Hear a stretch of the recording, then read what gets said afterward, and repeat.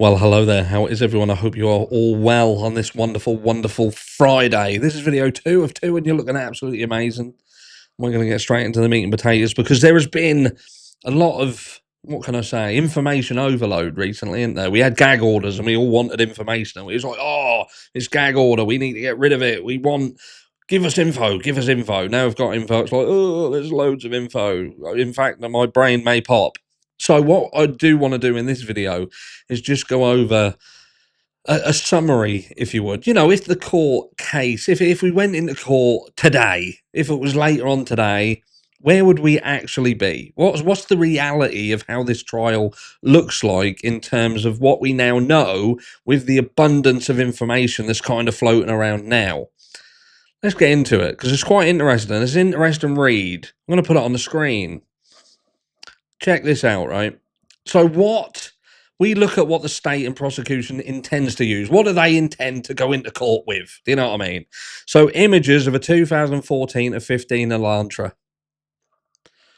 The coloured maps insisting the car may have stopped or did a U-turn using headlights as evidence when knowing on Walenta headlights were going in the opposite direction at the same time.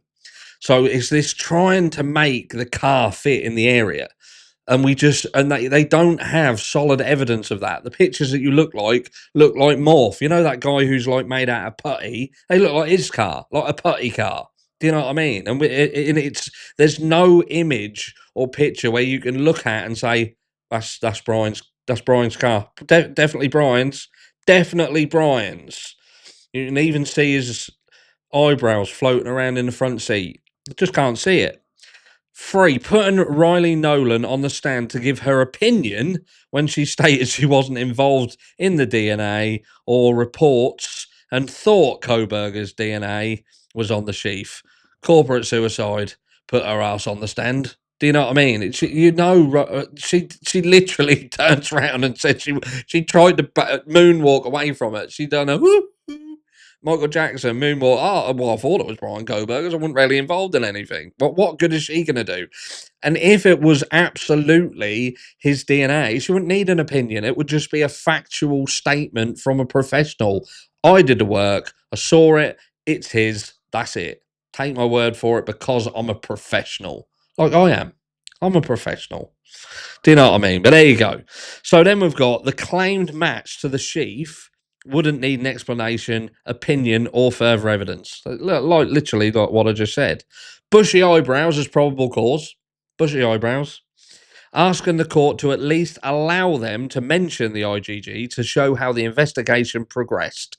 The poster child of insanity, right, Payne? Who was involved with you? You know you shouldn't have signed the arrest warrant. Using DM statements and lack of identification of Kohberger. They can't be for real. They literally show her a picture of Brian and she can't even pull him out of it. But do you know what I mean? Didn't recognize him. And never even tried to discredit her half the time by saying she didn't know what was going on. When it's pretty clear that both her and Bethany Funk knew what was going on to some degree at the very least, and possibly even more. Now, of this new information that's come out, with literally the father being involved. The father taking pictures, taking videos, deleting them, editing them. Can't make this shit up, could you? But anyway, what do we got next? We've got attempting to limit DM's testimony, among many others. Kohberger's alleged STR profile. Duke traffic stop. Okay, what does this have to do with anything other than further attempts to place BK in Moscow? It has no relevancy whatsoever. Again, it's trying to paint certain pictures. They're still stuck on this stalking situation. That's what they're trying to do. They're trying to place him here as many times as possible because they know if you remove that from the equation and people wake the fuck up and realize that he wasn't going into this area all these many times to go to that property and he weren't stalking them, what else is there then? Where, do you know what I mean? They're going to struggle. Anyway, what I've got, using the words touch DNA at trial. And I'll tell you why they want to use it, because people are too fucking stupid to understand what's going on with it. They're too stupid to understand the entire situation. It's like they always wanted to remove a proportion of the DNA process out. And why is that? So they could just say, we've got a sheath, we took a buccal swab, and that's where the match was found. When we know that that's not how that happened. And again, as I mentioned, the entire process, people have moonwalked away from it quicker than Michael Jackson to get away. And when you look into it, not even the FBI, who was the last motherfuckers to touch the DNA, actually confirmed that that Bryan Kohberger's DNA was on the sheath. They didn't even do it. And no one will even admit to them saying it. They will literally say, like Riley Nolan said, or Payne said, he just got his name, Bryan Kohberger's name. No one can remember the DNA being actually stated that, yes, that DNA is Bryan Kohberger's. And I bet not one of you lot can actually say who said it. Murder and burglary charges, because it adds to the shock.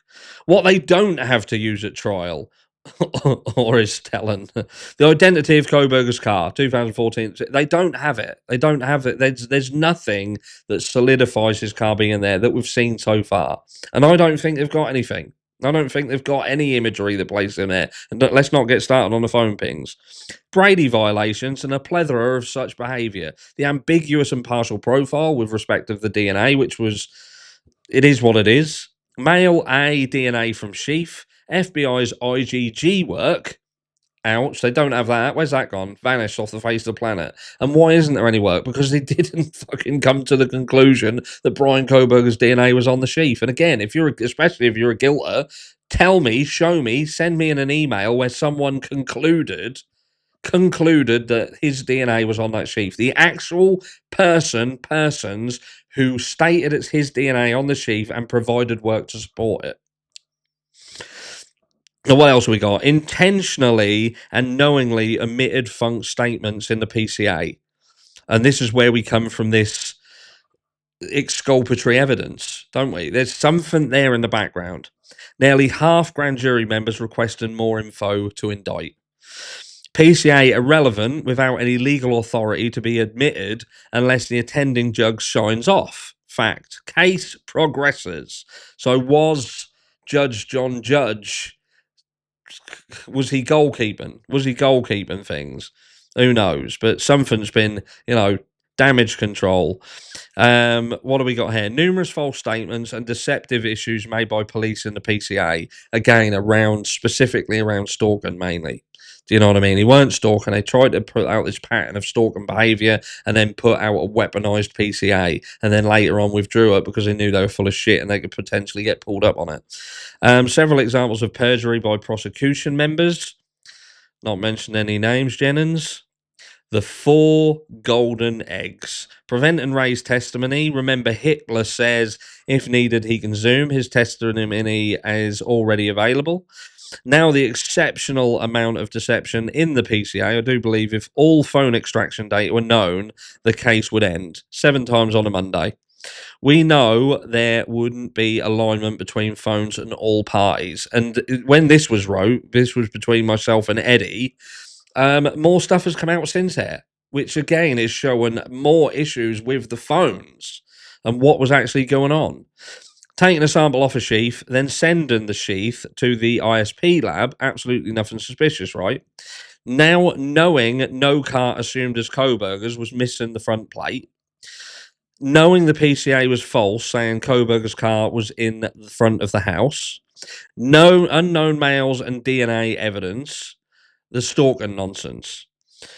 These are a portion of the issues for the state and prosecution, but their problem is overcoming the cover-up without the evidence to convict.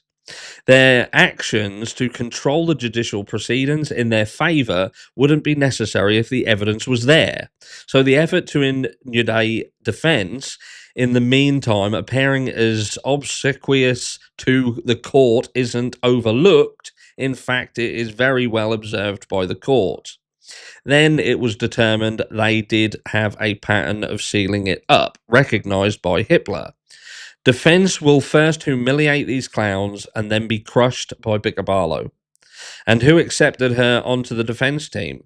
The man they thought was too dense to understand their criminal behaviour tactics, in thinking they were going to control Hitler's decisions, as Thompson did with John Judge. The police stated it was an isolated, targeted attack, soon lifting the shelter in place.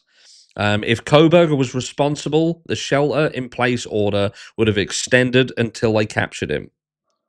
Yep, there is good reason to believe something was brewing in the house and the different behavior of the victims. SG, Steve Gonsalves, was the catalyst for the attack.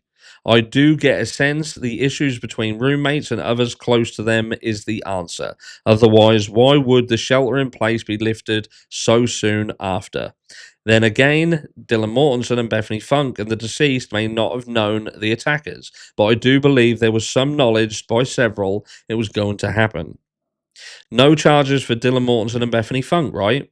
Okay, because they lived there in no way implicates either. Do they have some knowledge of why? I believe they do. No question.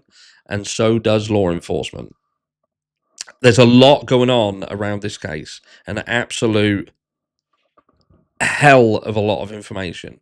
But like talking to Eddie Hare, this is right. Do you know what I mean? If you have a slam dunk case, if you have everything you need, then there's certain things that you will not ever go into the realms of doing. Jennings, for instance, would never ever have walked into that courtroom and flat out lied about the existence of the time advance data because you wouldn't have had to have, because she had everything else you need. The fact that we're seeing the things that they're doing being done proves that they don't have enough. They tried to reverse engineer a case and thought that he would either plea out because they've tried to angle him at every turn to back him into a corner. And he is pushing through. He is pushing through. Bryan Kohberger is pushing all the way, and they are forcing them to try to get to where they need to be. And the evidence simply isn't there. Tell me I'm wrong. I'm sure some people will. Anyway, I'll catch you all tomorrow.